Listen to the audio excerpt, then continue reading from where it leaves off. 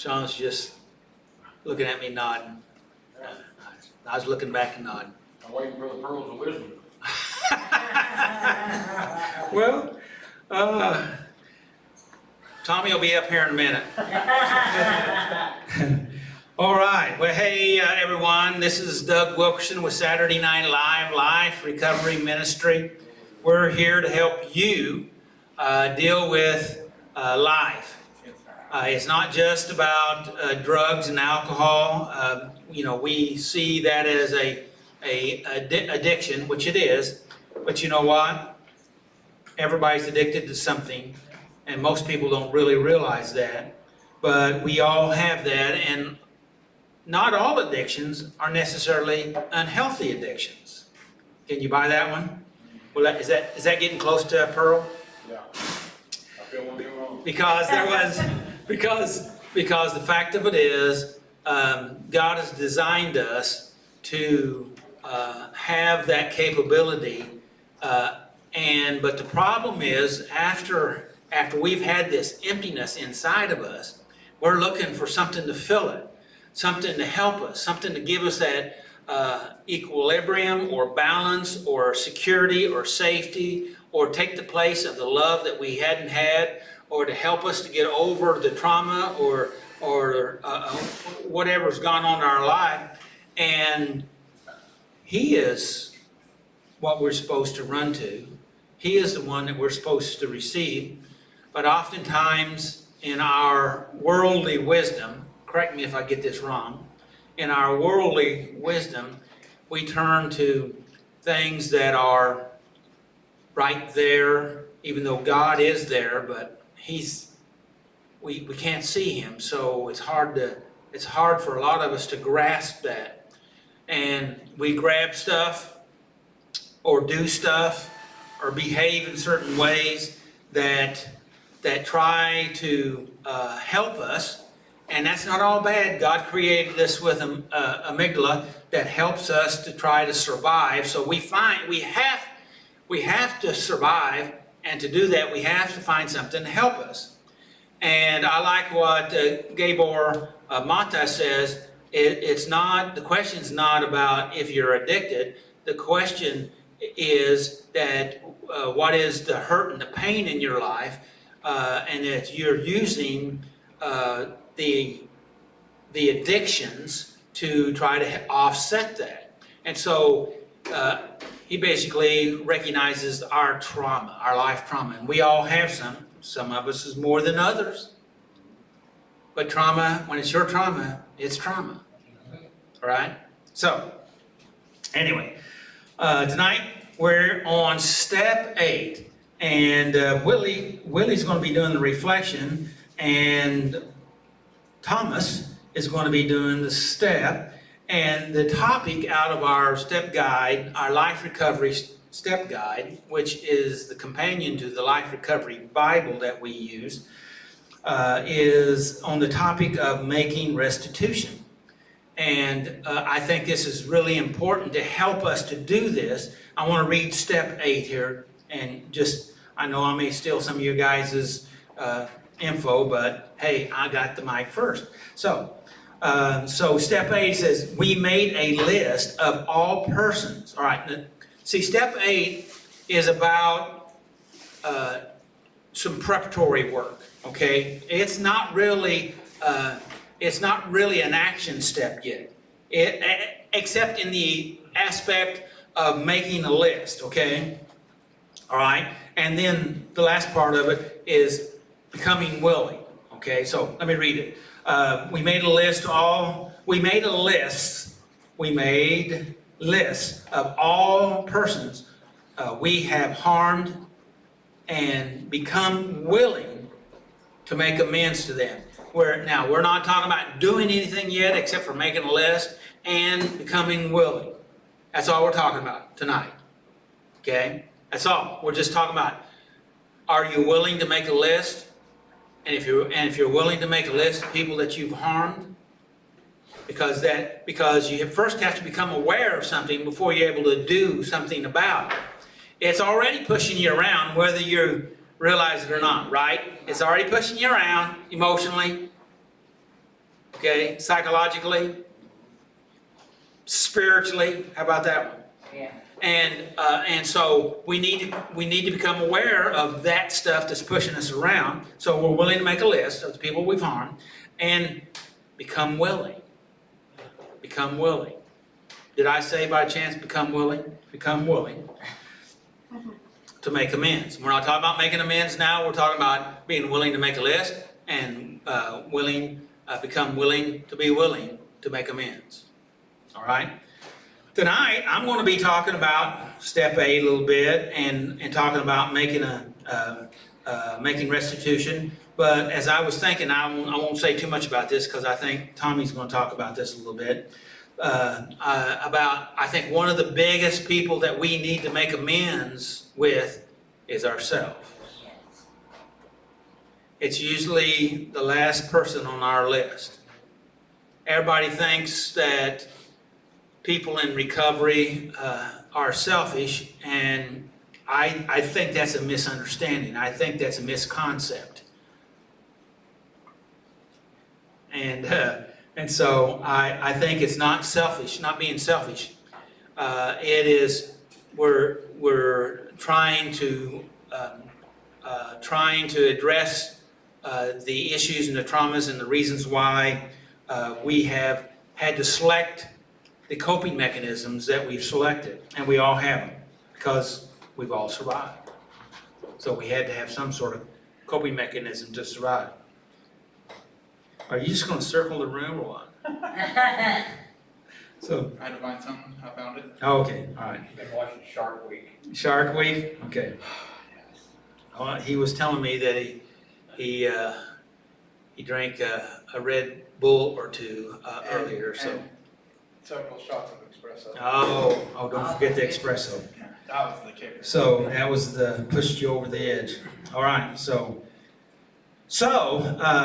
anyway, and one of the things I'm going to be talking about that ties in with this topic, because in the information it talked about seeing ourselves as chronically evil, and sometimes we see ourselves that way, and I'll talk more about that after they go through the step information and the reflection.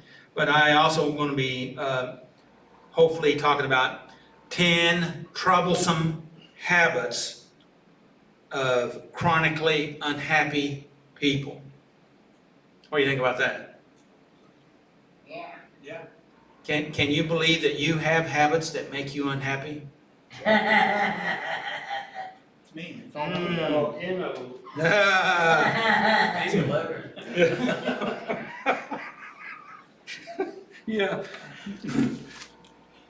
So anyway, I think it might be interesting.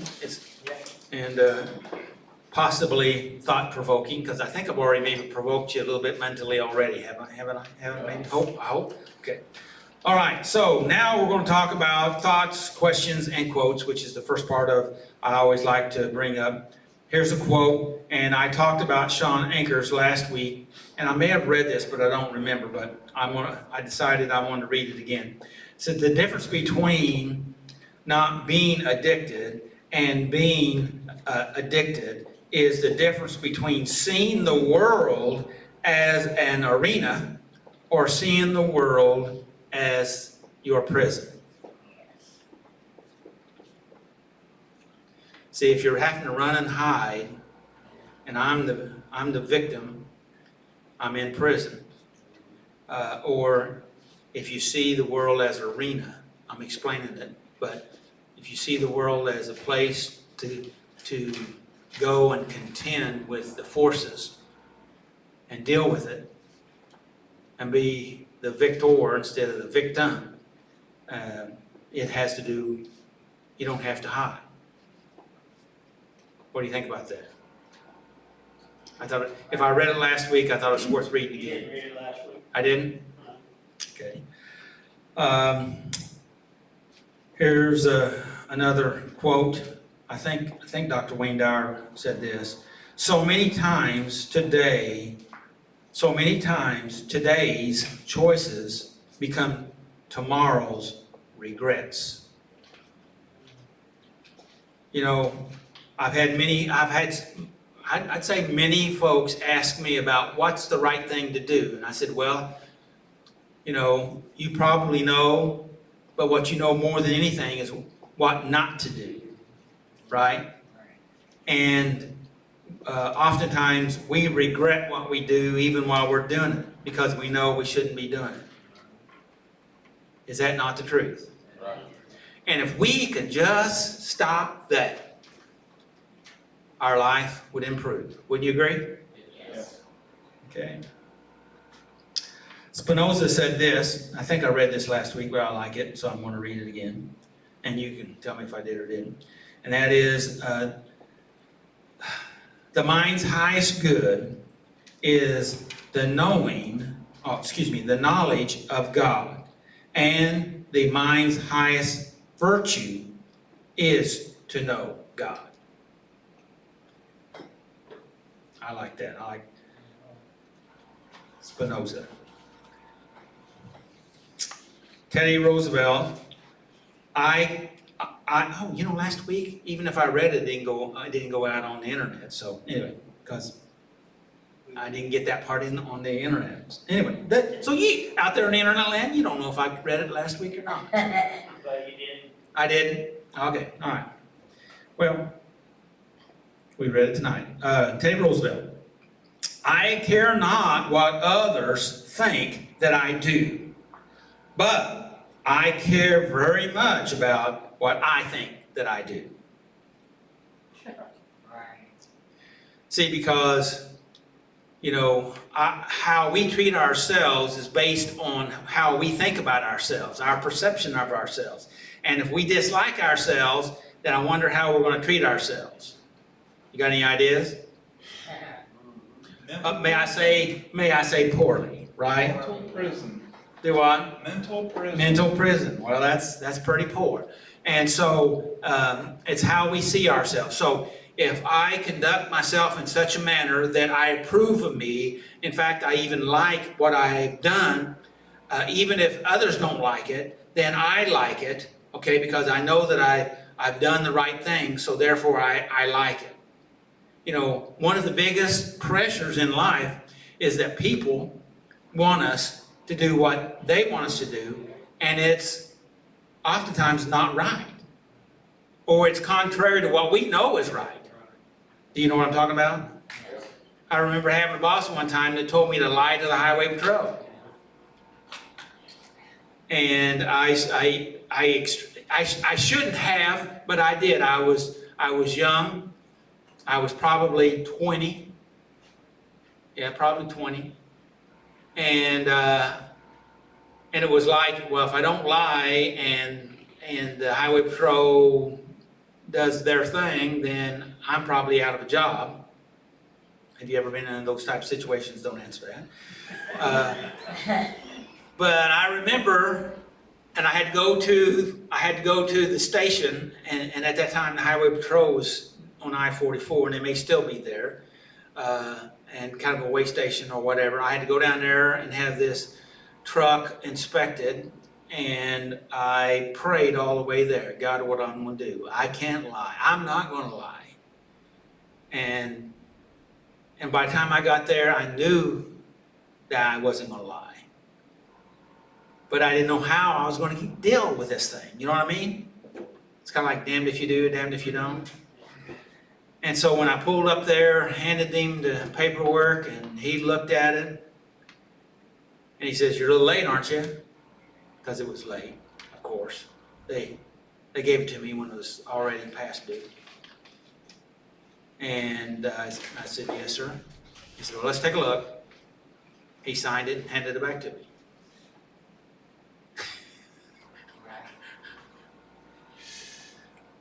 I didn't lie, is the point of that story. And it worked out. And I just have to say, thank you, Jesus, right? Yes. So, now will that work for you? Not always. I can't say that, I can't give you 100% guarantee. I've seen that happen a lot, but the fact of it is, I don't have a guarantee.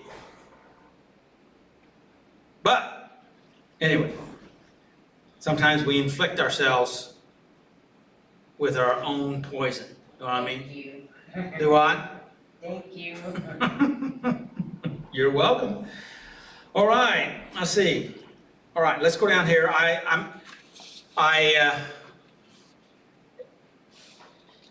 Hey, buddy. I like this. This statement comes out of a story, and it's happiness. And I'm going to be talking about happiness at the end of the meeting. It says happiness is something you decide. Happiness is something you decide ahead of time, no matter how the furniture is arranged in the room. It is how it's arranged in my mind. And this statement was made by a blind lady that was moving into a nursing home, and they had her wait, and they had to finish cleaning it up and move some furniture in it. And the lady said, I hope you like the room. I hope you like the furniture. And her attitude was, it'll be just fine. And so, sometimes we get really wound up on little bitty things that push us over the edge, and then it picks us up and carries us away. Anybody know what I'm talking about? Yes, actually, yes. That's That's a stress, oh, yeah, it's So we have a choice. We have a choice. A couple more things. I just got a couple more, and then I'll get out of the way for a little while. This is Dr. Wayne Dyer, and I like this, and it's kind of a running on thing. So, you can't feel bad enough to make anybody feel better, right? You can't be sick enough to help anybody else be healed. You cannot get confused enough to help someone not be confused. You can't be sad enough to bring joy into someone's life, right? I want to surround myself with the intention of what I want to produce in my life. I thought that's a great statement. I want to surround myself. What are you surrounding yourself with? Good people. Good, good. Remember here a few weeks back, we talked about that the research done is that 90% of the people are just like the people that they hang around with. Yes. Okay. Let's see. This is kind of a statement here, kind of an affirmation, ties into that we've already talked about. I'm already surrounding myself. I like this. He says, I'm already surrounding myself. We were talking about mentally, emotionally. I'm already surrounding myself with the conditions that I intend to produce in my life. That's also, by the way, called faith. Comments? Great pearl. Thank you. Boy, I like you being here. So, all right. We will move right along, and Renee's going to come, and she's going to read the 12 steps for us. Okay. Hey, good job. And so Go Renee. we're glad that she's here, and she kind of volunteered. Yes. Over that. Thank you, Is that the Dad. right side? You Yeah. can tip that to you.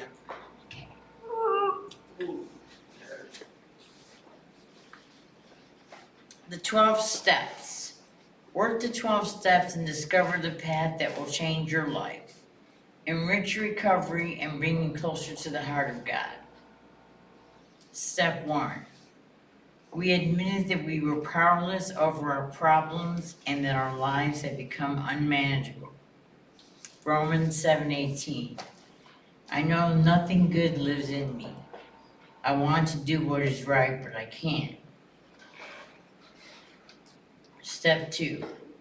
We came to believe that a power greater than ourselves could restore us to sanity. Philippians 2:13. God is working in you, giving you the desire and the power to do what pleases Him. See also Romans 4:6-8, Ephesians 1:6-8, Colossians 1:21-22, and Hebrews 11:1-10. Step 3. We made a decision to turn our wills and lives over to the care of God. Romans 12:1. Dear brothers and sisters, I plead with you to give your bodies to God because of all that He has done for you. Let them be a living and holy sacrifice, the kind He will find acceptable. See also Matthew 11:28-30, Mark 10:14, James 7-10. Step 4. We made a searching and fearless moral inventory of ourselves.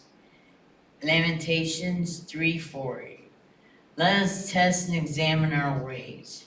Let us turn back to the Lord. See also Matthew 7:1-5, 2 Corinthians 7:8-10.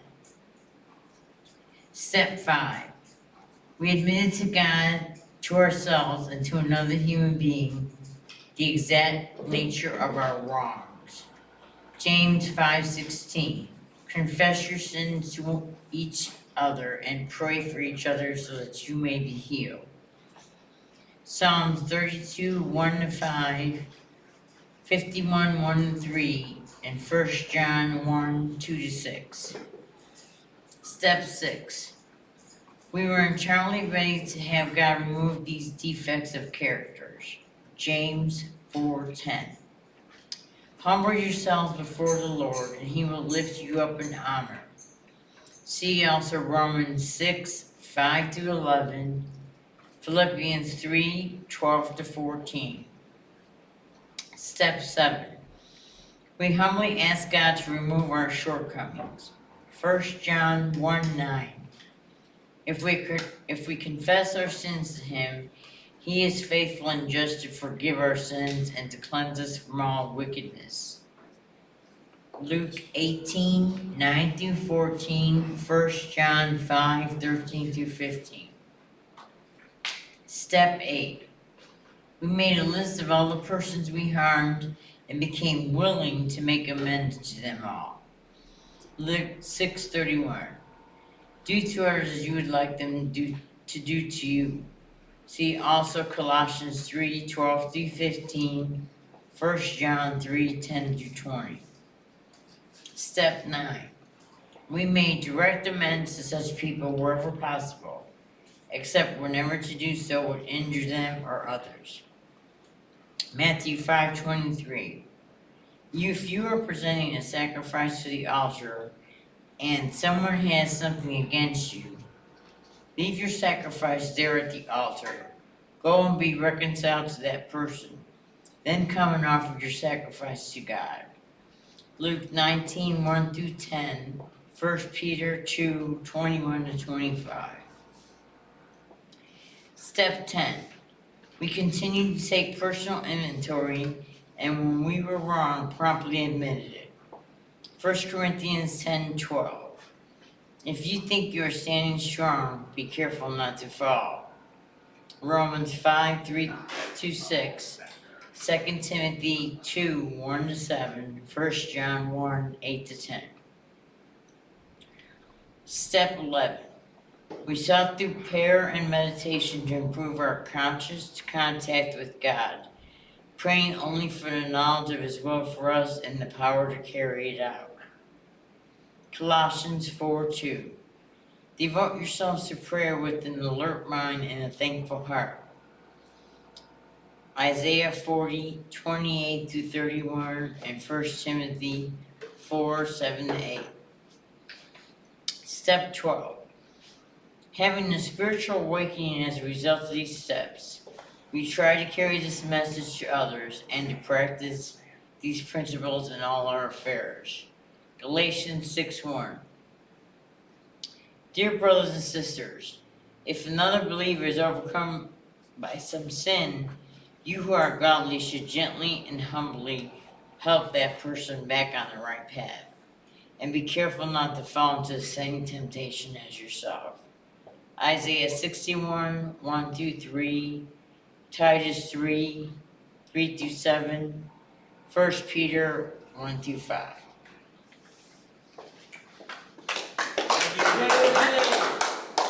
Good job with that one, man.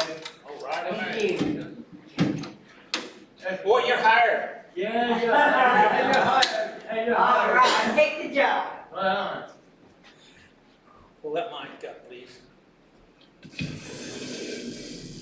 Hey, hi. Hi. You guys doing all right tonight? okay. Lock the phone up. Hey, you get up yet? I fell a few times and got back up. Yeah. I do. Oh. That's good. Now, carry on, walk up here, we want to go around. Thank God for his grace, right? Let's hear some pearls. Opals. Oh, I love that show on. It's called Opal Hunters, Outback Opal Hunters. I'm familiar with it. Yeah, it's on TV. That's not gonna work. Now I'm stuck. It's been one of those weeks. Step 8, making restitution. We made a list of all persons we had harmed and became willing to make amends to them all. Dysfunctional family systems tend to affect people in a number of different ways. Some of us come to see ourselves as irresponsible and continually condemn ourselves. Others of us tend to admit that we are irresponsible, but excuse ourselves because of all the things we have suffered. Still, others of us may not even notice our irresponsible behaviors, but we have recurrent problems with other people because we fail to respect their property. The Bible clearly states if someone borrows an animal from a neighbor and it is injured or dies when the owner is absent, the person who borrowed it must pay full compensation. Exodus 22:14. Yeah. Huh? Yeah, let me go with it. Thought he said slow down. Waiting for that one today. Oh, I heard. Thank you. No, it's a thank you. The Bible tells us that it's important to take responsibility for the things we borrow. We may feel that we are being condemned as chronically evil if we have had a problem with irresponsibility. The word translated the wicked really means one who is morally wrong or a person who acts badly. God sees irresponsible behavior as bad action that can be corrected. He doesn't see us as hopelessly bad. Regardless of what we have been through, we are still held responsible to respect the property of others. We need to consider those we have harmed by being negligent or irresponsible with the use of their property.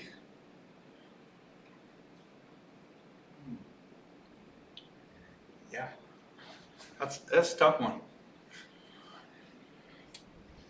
It's only tough if we're negligent.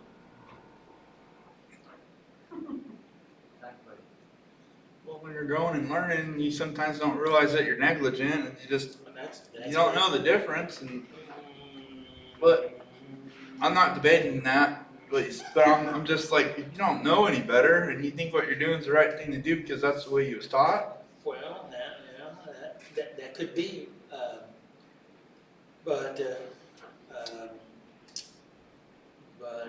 basically, bottom line is, it's treating other people like the way you'd want to be treated.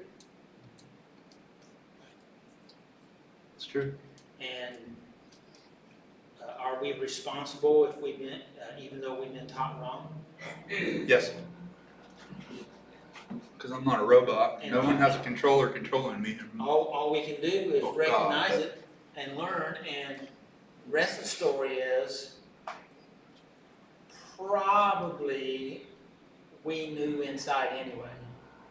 Yeah, because what do we call it, the moral compass or something? Moral compass or Yeah. spirit, our Yeah. spirit, the Holy Spirit, Yeah. our conscience, you know. It's there, it's always speaking to us.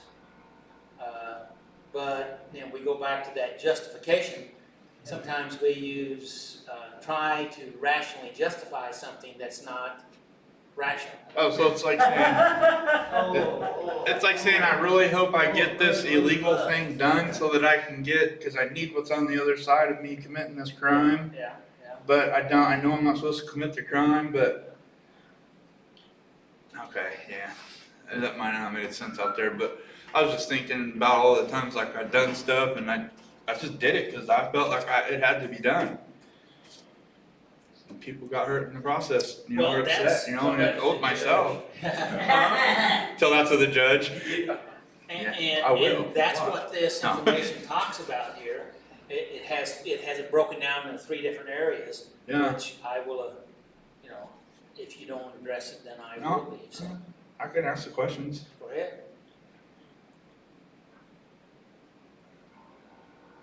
How have I failed to respect the property of others?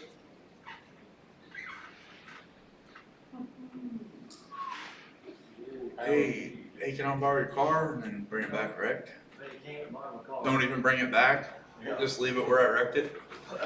Oh, and I was like, what are you talking about? Not paying rent? I mean, I've had people saying, I didn't know I was supposed to pay. I have. hey, I thought you said if I fixed all this stuff that you'd let me slide, Right. you know? I don't have it because I'm not gonna tell you I spent all my money on drugs, but that's what happened. Ooh, something.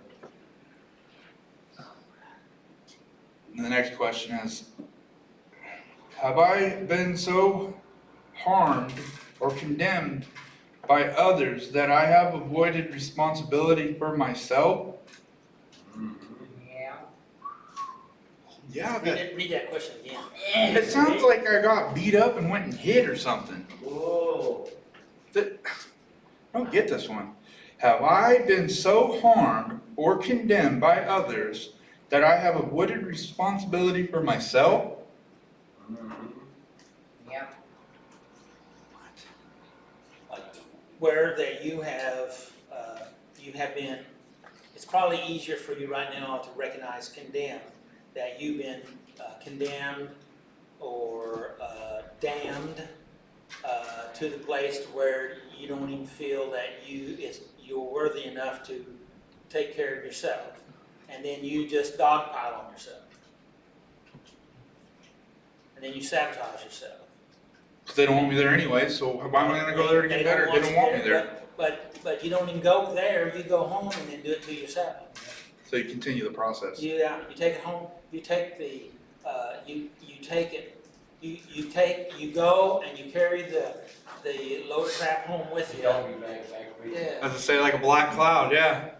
So that's like if, oh, he keeps accusing me of stealing stuff, so I'm just gonna go ahead and start stealing it to show him. Hey, that's how I got started in all this bad behavior.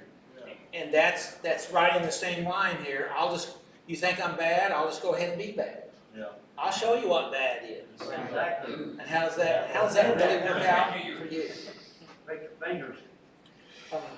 Okay. And see, and not only does it affect everybody around you, but the worst thing it does, it poisons your own soul. Yes. Exactly. Exactly. Another pearl. What is cute? Yeah, good one. I'm actually upset with Pearl right now, I'm sorry. Okay, well. I'm just joking. Sorry, Pearl. What excuse, hey, that was making restitution. If you understood the whole story. What excuses have I used for not looking at my behaviors? Wait, what? What excuses have I used for not looking at my behaviors? Nobody cares. I don't want to.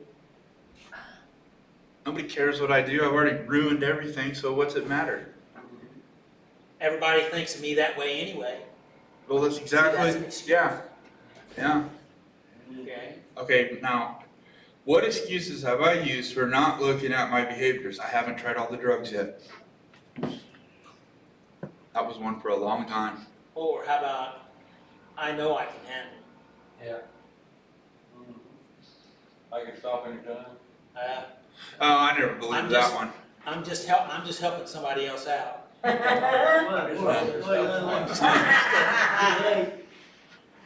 heard it. Yeah, Can I read that again? I've heard that logic where they say, well, the more drugs I do, the less drugs going into kids' hands. Yeah, I hadn't heard that put that way. Yeah, I'm saving people's lives by doing all the drugs. What excuses have I used for not looking at my behaviors? I can't get the things I deserve. You know, like I do so well, but they still keep them away from me. You know, or so I'm just gonna go get high, so I don't have to think about it. Or I'm gonna bring harm or something. You know, I'm gonna do something just out of line. You know. I'll show them. Yeah. I can't get what I want any other way. How about that one? I can't get what I want any other way. So I'm gonna make hell on everybody. Yeah. And then you know what They happens? did it to me, I'm gonna do it to them. You know what happens then? Payback time. You know what happens then? No, I'm the one stuck with all the heartache and hurt Yeah. because those other people are still just living on like they normally would. We're poison our own soul. And then you just proved right there you really didn't earn anything. So try again.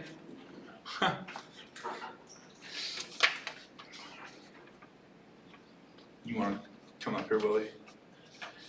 You just like young. Is it release time?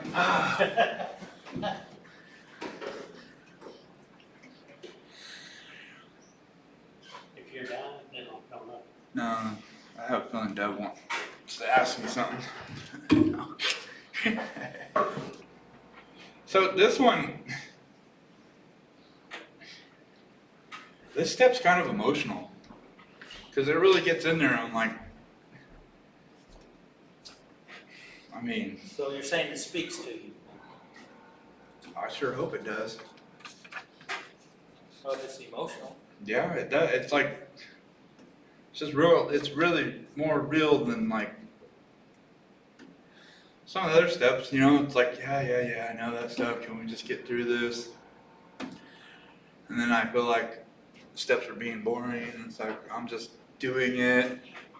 And then I come to something like this, and it's like, whoa, wait, hold up. Back to work again. Well, what do you got to say about making restitution to yourself? It's a real thing. And if it, like I do it, like sometimes, I don't know, I just think about these things, like I don't try to reward my bad behavior with more bad behavior. I don't know if that makes sense, it does to me. Like 'cause sometimes I might mess up. I'm not perfect. But I try not to stay there, you know. I'm not there now. So that shows me making restitution to myself is that I choose not to stay there. Good. And I reward myself sometimes for that, you know. I might buy myself something. I might go to the river for the day or something. And I what's guess, wrong with that? well, it shows me that there is actually a good life out there. You can have a good life. You don't have to have all the chaos and turmoil and, you know, having to watch your back because someone's gonna harm you or because you did them dirty and, you know, it's nice to not be in that crap. That's good. Yeah. Septic City. That's where I came from. came from, the refineries, but.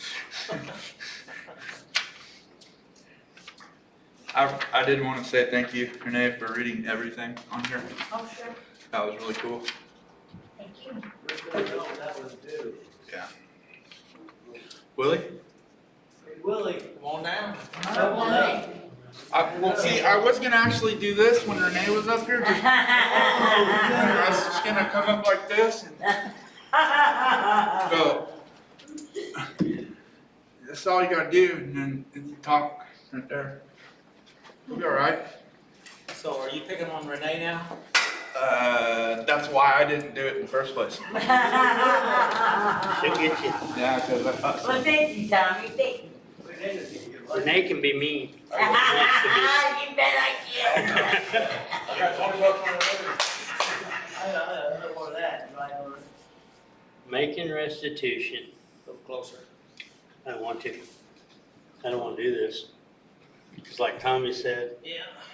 this is a Yeah, I hard do one. not like this one. But you know It what? opens, It's a change. if you're working the steps, this one right here puts it right down to reality for you. All right. At least anyways for me it did. Okay, good deal. And the harder it is, yeah, making the restitution to yourself. It's easy to do everybody else, but, you know, best excuse I can use is why do I have to play by the rules when no one else does? You know, they get to do everything, why do I have to? And I just can't, you know. That's a good excuse.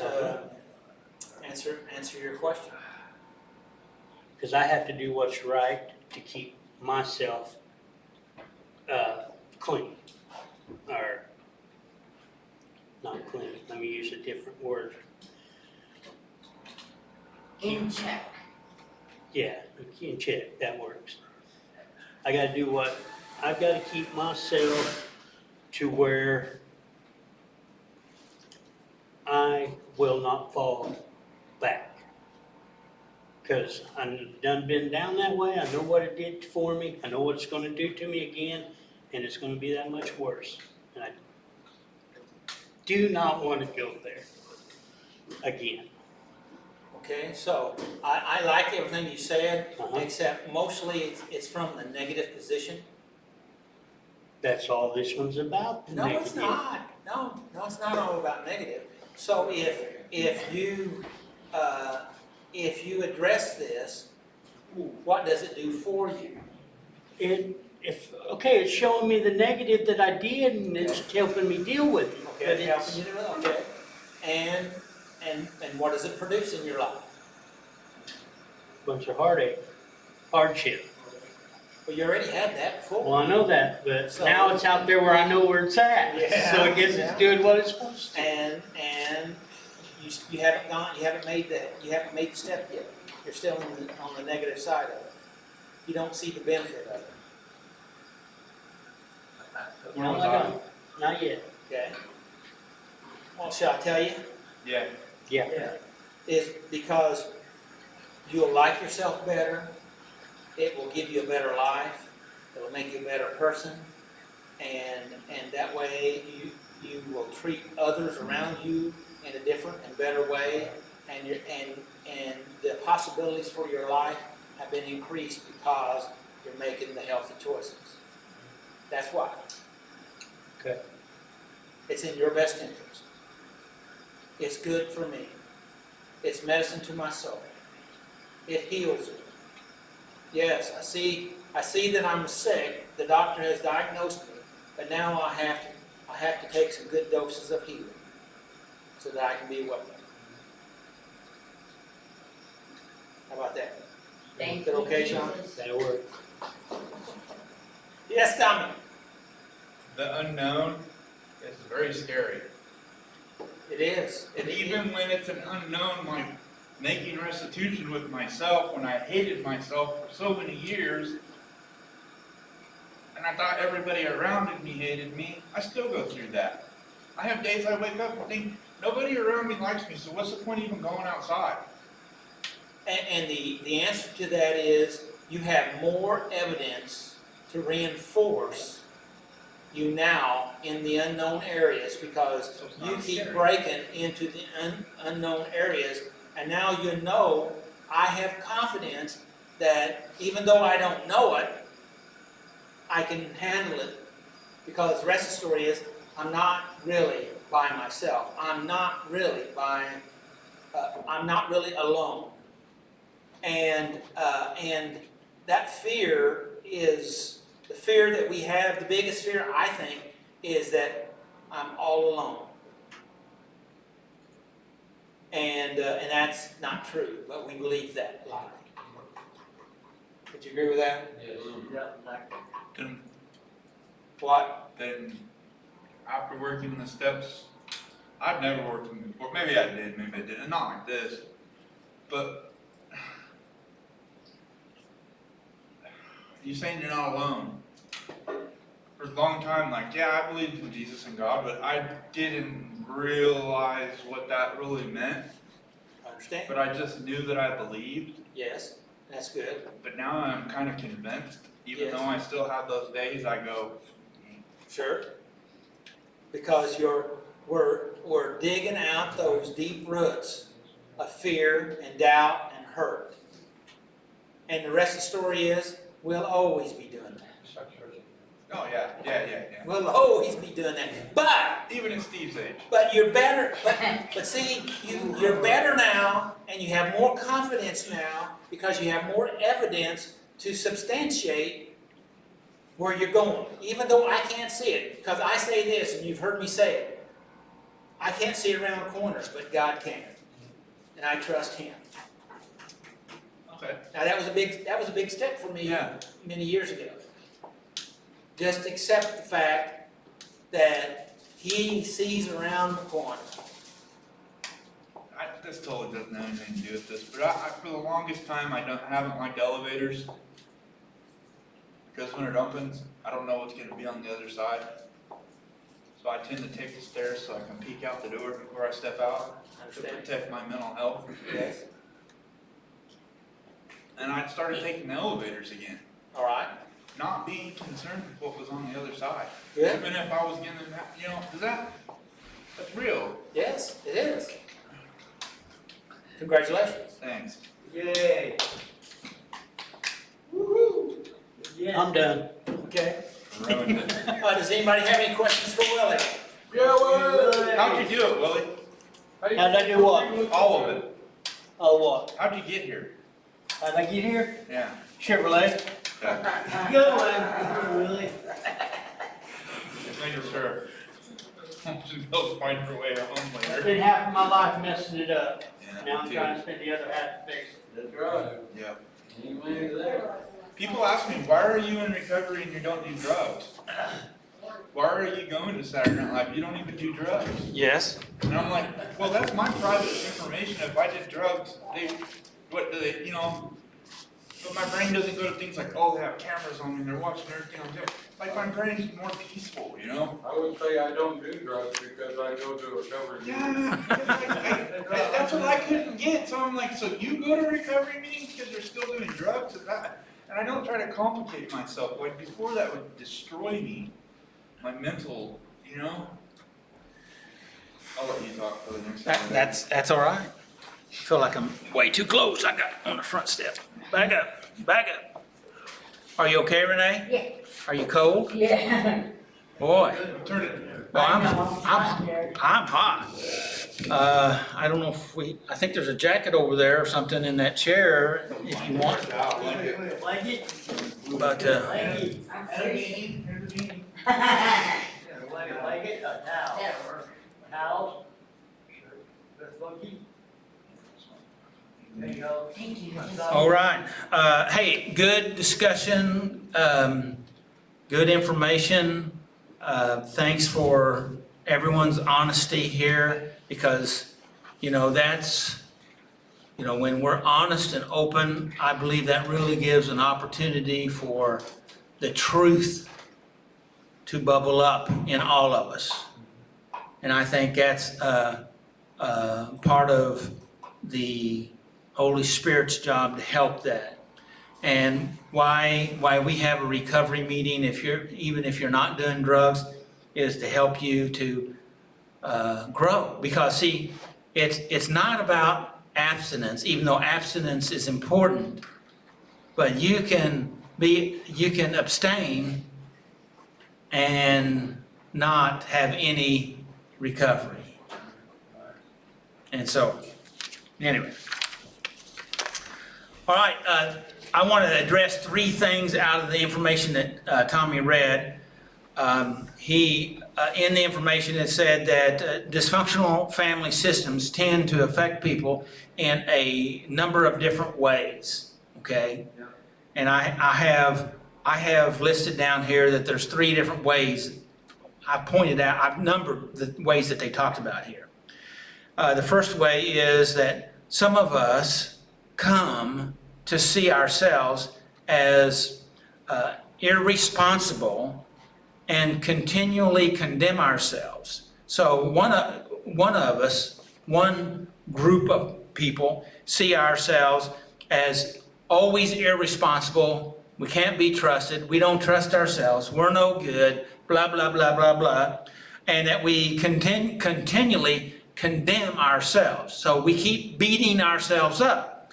Now, the intention of the person that's doing that is good. It's good because they really, in their heart of hearts, they want to do better. So they're using this method of punishment to make themselves better. But the truth is, has punishment ever made you better? Now, Jesus taught us a system that didn't have anything to do with punishment. It was grace and forgiveness, love and acceptance, mercy. And did I say forgiveness? Yes. Mercy and forgiveness. Yes. And so that's not punishment, because he paid the price. So there was a price paid. And what we have to do is accept that grace and that mercy. The second condition is others of us tend to admit that we are irresponsible. And see, this situation is dealing with our responsibility or our irresponsibility in this making restitution. Because you only have to make restitution, according to what the scripture was talking about, if you're irresponsible. Does that make sense? Right. In fact, if you go in there and read out of Exodus, it talks about if something happens to a neighbor's animal and the neighbor's there, you're not responsible to do anything because they're there, okay? Because they're responsible to oversee their animal, even if they're over there using it, you know. Now, that doesn't mean that you don't feel bad because something might happen to it, and you may offer to help. But as far as legally, morally, you're not responsible. Does that make sense? But if they give it to you, if you read down in there, if they give it to you to take care of it while they're gone and keep it safe, and when they get back, it's gone, you say, well, somebody stole it, or an animal killed it, then you have to prove that that's really what happened and that you didn't steal it. Does that make sense? Yeah. And because you were responsible for it, okay? It's not my fault that somebody stole it. Well, it is your fault if you're responsible to watch it, right? Do I? That's right there. So anyway, the rest of that statement, I don't think I got it all out. Others of us admit that we are irresponsible, but we excuse ourselves because of all of the things that we have suffered. Some people say, well, I've been so bad, and it goes to what some of the things we were talking about a while ago in the questions, all the things that we have happened to me. I was mistreated as a child, and I don't know too many people that weren't, okay? Some were more than others, right? But the fact of it is, that doesn't justify you to go and mistreat somebody else. Okay? Now, a lot of people do it, and they use that excuse or justification, but that doesn't mean it's right. Okay? That's maybe how they feel, but must we let those feelings, those unhealthy feelings, take us to places that are unhealthy, right? All right, but, this is number 3, but we have currently, but we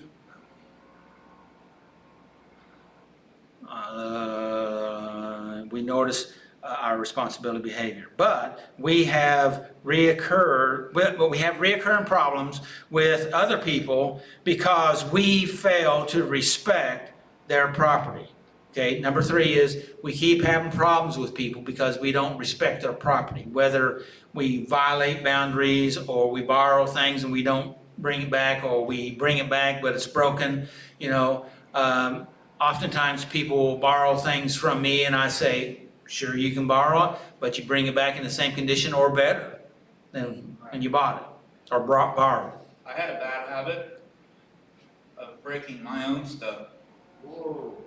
constantly.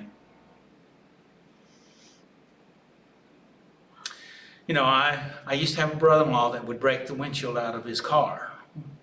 Really? Yeah. Yeah. Yeah. Does that make any sense? I thought about it one time and I thought, why would I do that to myself? I mean, I was mad. Constantly. That's a good, it was an idea, but it wasn't a good one. You know what I mean? My father was kind of like that. But the fact of it is, why, you know, and the thing of it is, and we've all done some of that, Tommy, but the fact of it is, I remember coming to the conclusion, I'll just have to buy another one. You know, it's just going to cost me money. That's not a wise thing to do, okay? I can do it if I want to, but see, our tendency is to blame something else for the reason why we're doing it. It's the tool's fault. It's a terrible tool, so I'm just going to punish it and break it.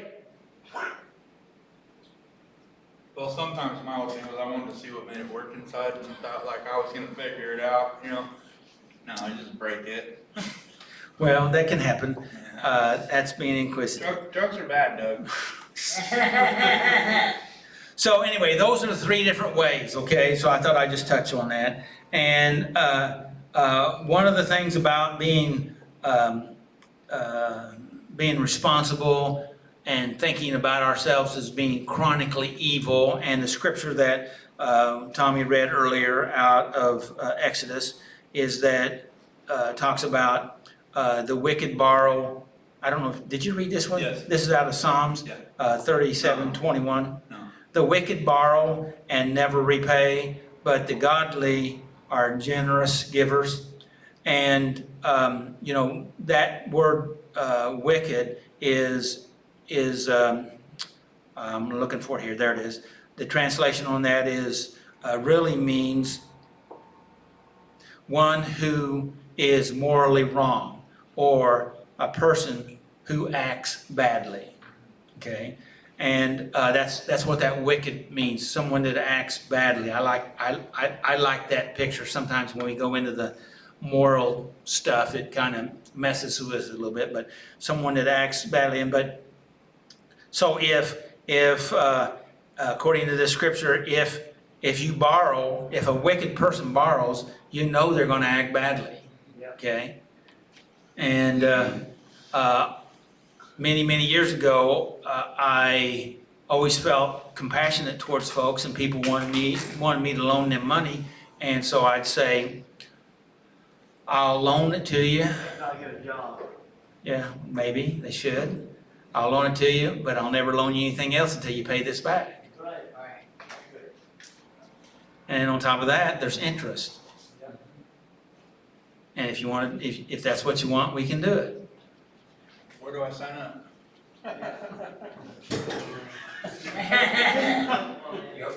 Well, Borrow $1 million? I had you have to move me compassionately, and I don't know if you're going to do that or not.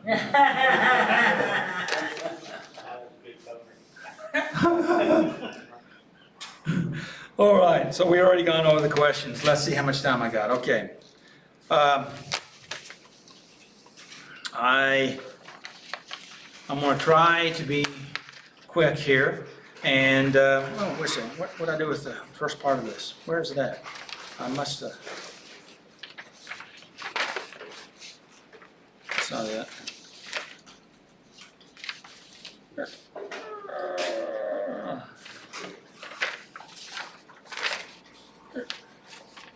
There it is. That's way more than information than I'm gonna be able to cover in the time that I wanna do this. 10 troubling habits of chronically unhappy people. Okay? And it cites 10, but happiness comes in some different forms. But usually we think happiness is determined by our circumstance and maybe the stuff that we have. Have you ever known anybody that had a lot of stuff but they weren't happy? Okay. In fact, it cites later some research that says, and I meant to look it up and confirm this because, but they was talking about that. It said in here that after $20,000, people that earn less than $20,000, when they reach that threshold, they pretty much have their base needs met, and they're reasonably happy. And then no matter how much money you have, and I know this is kind of a big statement for folks, but no matter how much money you have after that, that doesn't really make you that much happier. And in fact, some folks that I know that's got a lot of stuff, it actually causes them to be more miserable because now they got more that they have to take care of, the more they have to deal with, the more they have to be afraid of losing, all that, okay? And so, but that's some research that's, well, when I find it later, I'll tell you what university had that study. Let me read Benjamin Franklin's statement here. Benjamin Franklin, he said, the Constitution only gives people the right to pursue happiness. You have to catch it yourself. All right? I thought that was good. I hadn't heard that one before. I liked it. I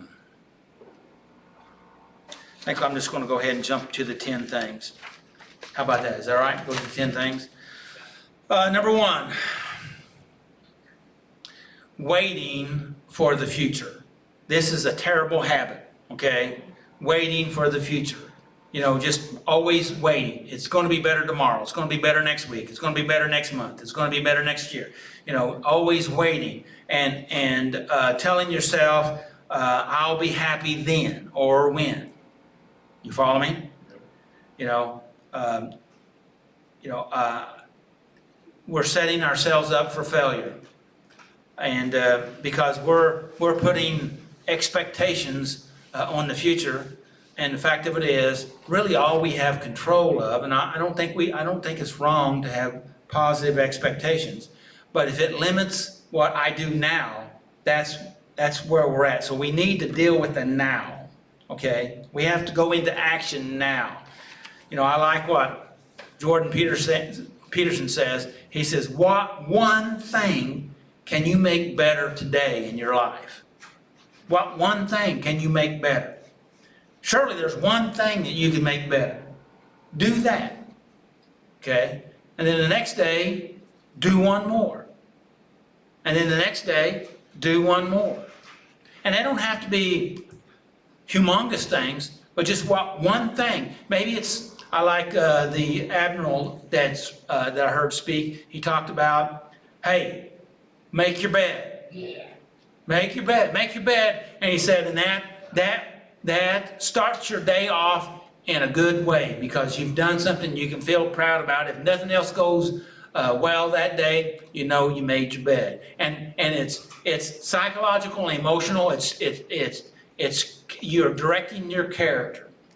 You have to choose where you want to go instead of letting all your life circumstances choose it for you. Is life running your life? Or are you using the God-given life that's inside of you guiding your life. How about that? All right, let's go on. Number 2, spending too much time and effort acquiring things. This is what I was talking about a while ago. They talked about $20,000 annual income, and that we spend way too much time on acquiring things. And when we do that, we're actually taking time, and there's a balance to everything. Don't get me wrong, there's a balance to everything. But if you spend all your time in acquiring things, then you're having to take time away from other things, like friends, family, hobby, enjoyment, life. And I've been in that trap before. In fact, my wife and I, many years ago, had to drive to a meeting that I had to go to in Tennessee, Memphis, Tennessee. And it was at a motel. It was in, I'm trying to think of the motel. It's an older, but it's fancy hotel. And I can't think of the name of it right now. But the fact of it is, we drove straight there, was involved in the meeting, and then drove straight back because not really taking time to enjoy life. I was there. I needed to go ahead and enjoy life while I was there. You know what I'm talking about? So there's a balance to everything. Okay, many years ago, and I know I've told this story about my daughter, I wanted to put her to bed when she was little, and I would read her a story and be there when she'd go to sleep. And every night somebody would call. This is way before cell phones, by the way. Every night somebody would call wanting me while I was in that time, and I would go there for a while. And finally one day I talked to a guy in my office for over an hour, and I got to thinking about this. I would slot out an hour for a guy that I'll never see again, which was important, but I'd give him an hour, but I couldn't give my daughter time. And I'll never see him again, probably. As far as I know, I haven't, and that's been, I don't know, close to 30 years ago, probably. Maybe not quite that much. But I plan on having my daughter. And so I said, from now on, I'm going to give her this time. Unless it's the pastor, everything else is going to wait. So anyway, that was a long time ago. And you know what happened? The strangest thing, people stopped calling at that time. It's interesting how that worked out. Okay, so number 3, staying home. When you're feeling unhappy, it is tempting to avoid other people. Hello. Hello. That's called isolation. Okay, and I know it's tempting, man. I don't really want to talk about this subject here because this is this one gets me sometimes, but I have a good excuse.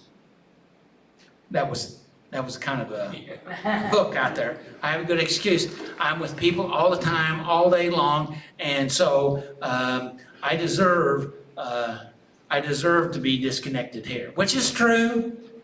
But then there's a balance to everything, right? So, all right, staying home. This is a huge mistake. This is a huge mistake as socializing, even when you don't enjoy it, is great for your mood. How many times have I gone to stuff that I didn't want to go, but I went, but it made me feel better? How about you? Okay, that's what they're trying to say. Number 4, seeing yourself as a victim. We talked about that a lot. Unhappy people tend to operate from the default position that life is both hurt and out to control them. In other words, life is out to get me. Okay, that's the way a lot of people see it, and that's the victim stance. and there's nothing that I can do about it. Victim, right? The problem is the philosophy fosters you to have more of that feeling and have more of that behavior. Does that make sense? Would you agree with that? Yes. And so when you, every thought that you think about, it gets bigger and stronger in your life, so that actually diminishes your life when you're in that thought position. So recognizing when recognizing when unhappiness is making you antisocial forces yourself to get out there and mingle, and you'll notice the difference right away. You know, there's something about social connection and being willing to give it a try. I talked about a girl that I saw at a funeral that I had a few weeks ago. I think I talked about this last week. She just stayed away from everybody, and she was part of the family. She was a daughter. And my heart went out to her because nobody was rejecting her. She was rejecting herself. At least that's what it seemed like to me. Do you know what I mean? Hello? Anybody here ever done that? Don't answer that. And so I encouraged her, you know, to let people love her. I'm going to encourage you. I'm going to encourage all of you. Let people love you. Yes, let people love you.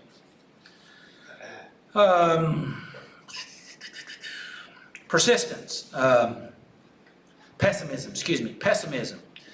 Nothing fuels unhappiness quite like pessimism. That means everything's bad, everything's negative, there's nothing good. I think I ought to just go eat worms type of thing, right? So unhappiness is fueled by pessimism. The problem is with that pessimistic attitude, it really, it's beyond, it affects your overall mood, okay? And I'll go on and say, because you have the mood, but if you stay in that mood very long, then that creates your emotional state, okay? You understand? People say, well, they're just kind of moody. But then when you develop the state, then they say, that's just the way they are, okay? Does that make sense? So we need to not have this terrible habit of seeing ourselves as a victim, okay? I know it's hard, okay? I think I backed up there, didn't I? We need to not have the terrible habit of being pessimistic, okay? Pessimistic thoughts are hard to shake off until we recognize how illogical they are. Do I need to say that again? Pessimism is not logical. It's illogical. It's hard to be around people that are pessimistic too. Yeah. Because the fact of it is, you know, They be downer. can affect you. Forcing yourself to look at the facts. Okay, we're talking about changing our habit patterns here. Forcing yourself to look at the facts, and you'll see the things, and you will see that things are not nearly as bad as they seem. So if you can back up and be willing to say, what is the truth? We down inside, we know what the truth is. But sometimes our emotions, or what we've been taught in the past, wants to yell at us. But if we'll back up and give ourselves a chance, what's really the truth here? What's rational? What's in my best interest? Doesn't mean that you're always able to choose it, but just that discipline, just that practice right there starts to shift the way that you think and the way you behave. Does that make sense? All right, let's go to the next one. Complaining. How about that one? That's a terrible habit, okay? That it's a habit. It's a habit. Complaining is a habit. you know, I don't have anything else to do, so I'll just think I'll do complaining now, okay? Right? It takes up my time. It makes me, you know, complaining, think about it. Complaining kind of puts you in control, right? If you're complaining, right? It gives you a sense of feeling powerful, right? Okay? And complaining itself is troubling as well as the attitude that precedes that, and that is that I know what's right and I'm always right. Well, is that right? I think so. I thought you'd like that. Well, you're wrong about that. Okay? And so complaining is a self-reinforcing behavior, okay? Because it's kind of like the dog that chases his tail and catches it. You just keep going and going and going, right? So there is a fine line that talking about your problems can be beneficial, all right? But if you're always stuck in talking about the problem and you're always living there, you got to go past that. We need to identify what's going on, but then you have to start looking for the solutions instead of just being stuck in that complaining. Does that make sense? Yes. Yeah. That is a habit. That's not what Doug says. Oh, by the way, this came from Forbes magazine. So, and hey, they know what they're talking about, right? Okay. All right. And besides all of that,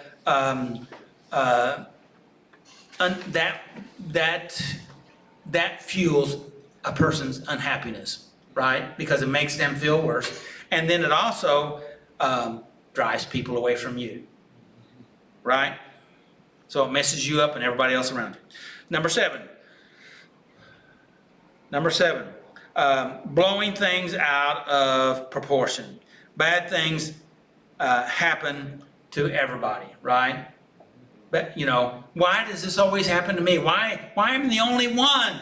Why do I have to do right and everybody else don't do right? Like me and Willie were saying. Yeah.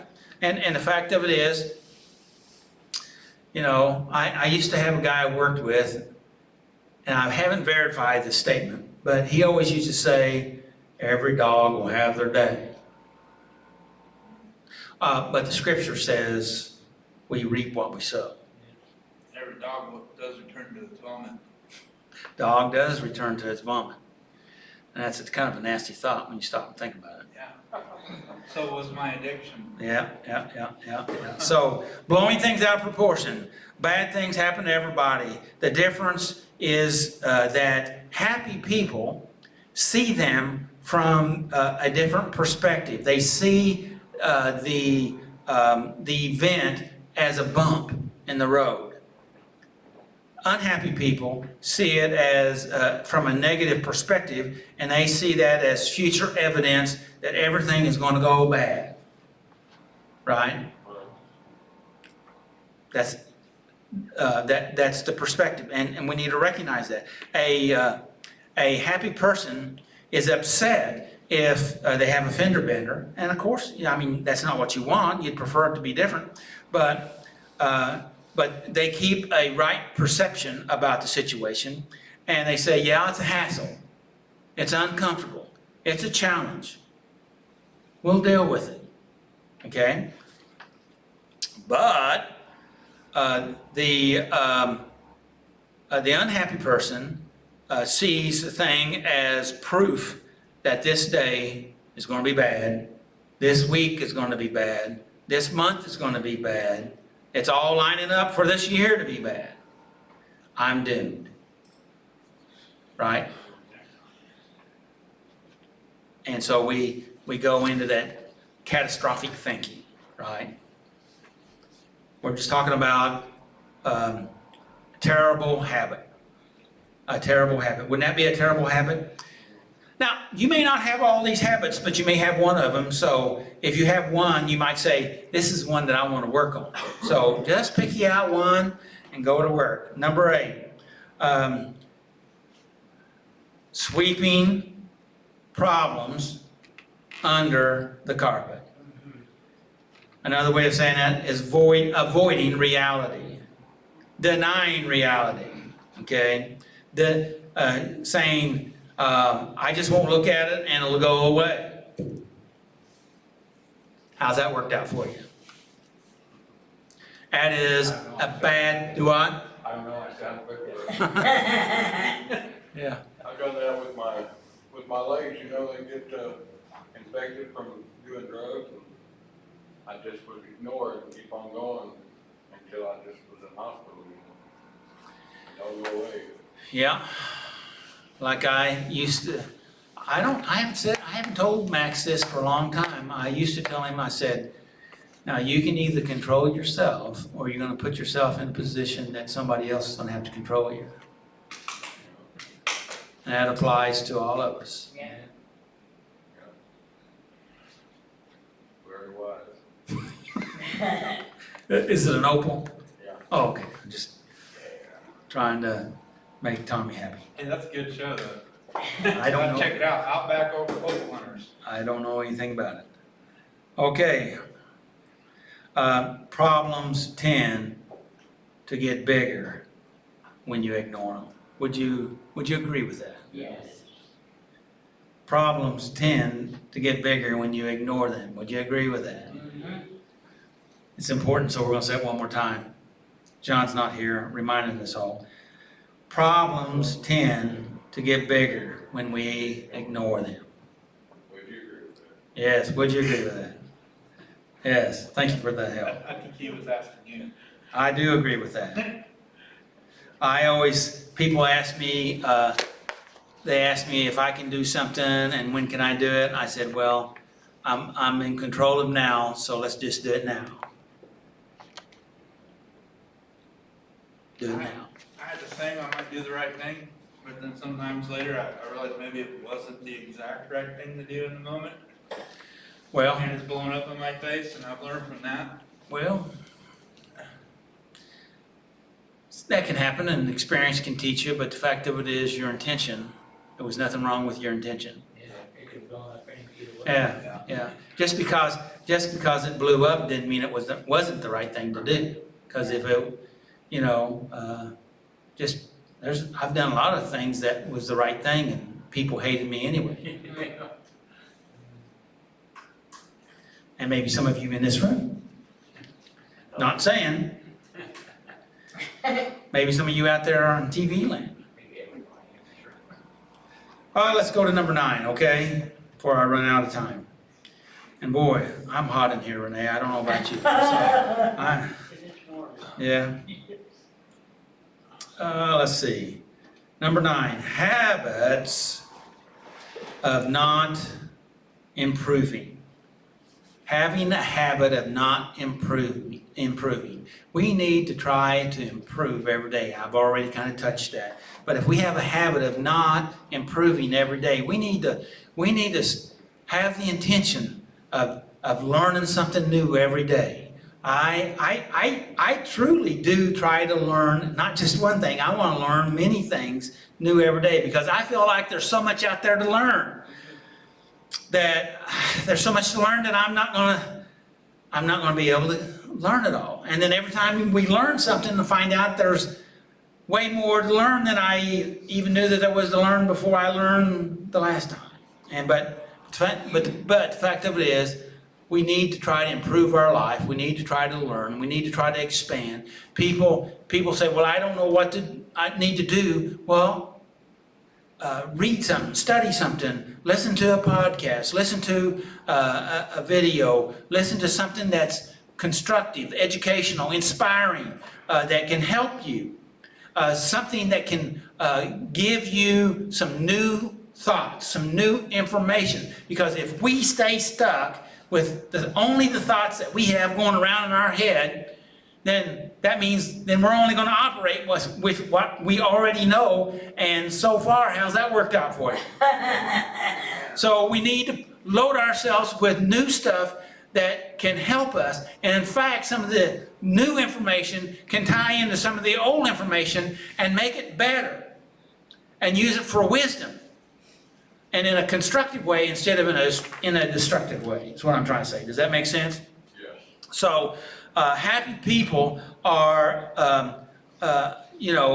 they feel, unhappy people feel like they're out of control and their lives are messed up. And the way we get our life back in control is we can't control everything out there. There's very little we control, but we can control what I choose. Find something.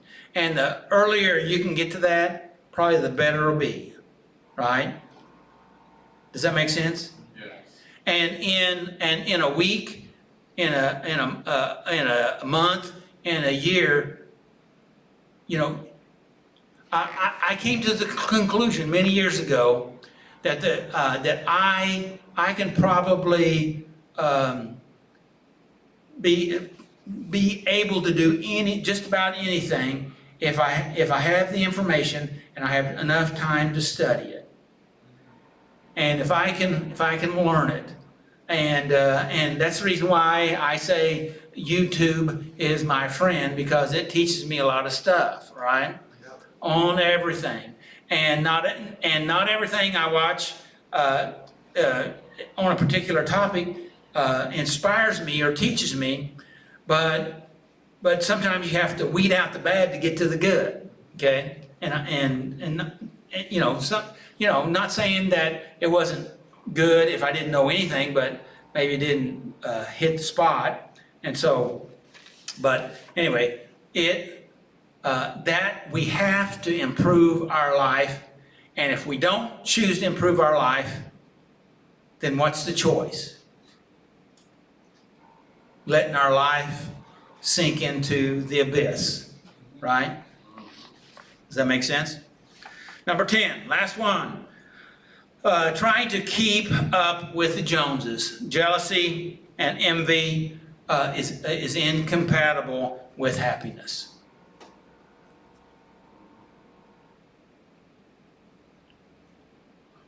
What do you think about that statement? And that, but only if everybody else. Oh, this is pretty interesting. This is one of the stuff in here. I don't know if that's not here, but in the other one, it was back earlier, talked about, and it's basically an envy. It said there was some research done. They asked people about taking a decrease in wage, if they'd be okay with that. And they said, yeah, we would be okay with that if everybody else did. And that means we're always measuring ourselves by other people. I like what many say, we need to measure ourselves by ourselves. That tomorrow we're just a little bit better than we were yesterday. How about that? Would you agree with that? Yes. Yes. It's not that I'm better than you, I'm just better than I was yesterday. Right. Okay? So, let's bring it all together. Changing your habits is one of the best things that we can do for ourselves. One of the best things. We can't control everything that we do, but we can control what we choose. And if we do that, we can really affect our happiness. Here's a question. Are you ready for the question? And then I'm concluding. What do you do to make yourself happy?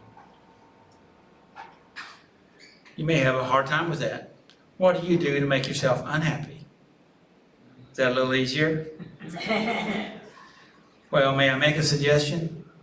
Stop doing what it is that you do to make yourself unhappy, and look for things that you can enjoy in your life.